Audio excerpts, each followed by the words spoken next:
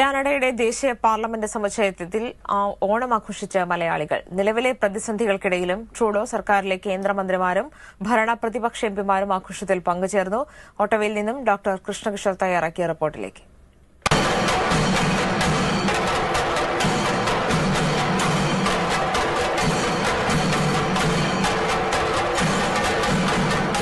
ഇത് രണ്ടാം തവണയാണ് Indo Canadian council of arts and കൾച്ചറിന്റെ ആഭിമുഖ്യത്തിൽ ഓട്ടോവയിലെ പാർലമെന്റ് സമുച്ചയത്തിൽ ഓണം കൊണ്ടാടുന്നത്. 1000-ഓളം പേർ പങ്കെടുത്ത വിപുലമായ ഓണാഘോഷമാണ് അരങ്ങേറിയത്. ചെണ്ടമേളവും തിരുവാതിരയും കേരളീയ നൃത്തങ്ങളും കൊണ്ട് സമ്പന്നമായിരുന്നു ചടങ്ങുകൾ.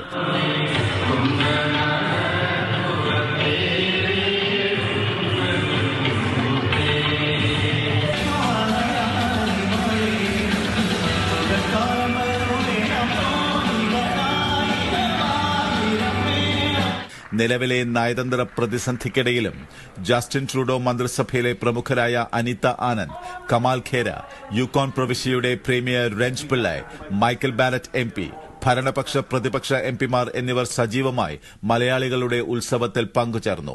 കാനഡയുടെ വൈവിധ്യത്തിന്റെ പ്രതീകമാണ് ഈ ഓണാഘോഷമെന്ന് ഫെഡറൽ മന്ത്രിമാരായ അനിത ആനന്ദും കമാൽ ഖേരയും പറഞ്ഞു. ഇന്ത്യൻ ഹൈക്കമ്മീഷണർ സഞ്ജയ് കുമാർ വർമ്മ പ്രത്യേക അതിഥിയായി പങ്കെടുത്തു. ഏഷ്യനെറ്റ് ന്യൂസ് ചടങ്ങിന് ആശംസകൾ നേർന്നു. വിഭവസമൃദ്ധമായ സദ്യയും പാർലമെന്റ് മന്ദിരത്തിൽ ഒരുക്കിയിരുന്നു. ബിജു ജോർജ്, രാം മദലഗത്, സതീഷ് ഗോപാലൻ, സുധീഷ് പണിക്കർ, പ്രവീൺ വർക്കി, രേഖ സുധീഷ്, ടോമി കോക്കാട്ട് എന്നിവരാണ് പരിപാടികൾക്ക് നേതൃത്വം നൽകിയത്. ഓട്ടോവയിൽ നിന്ന് ഷിജോ പൌലോസിനും ജിത്തു നായർക്കുമൊപ്പം കൃഷ്ണകിഷോർ, ഏഷ്യാനെറ്റ് ന്യൂസ്.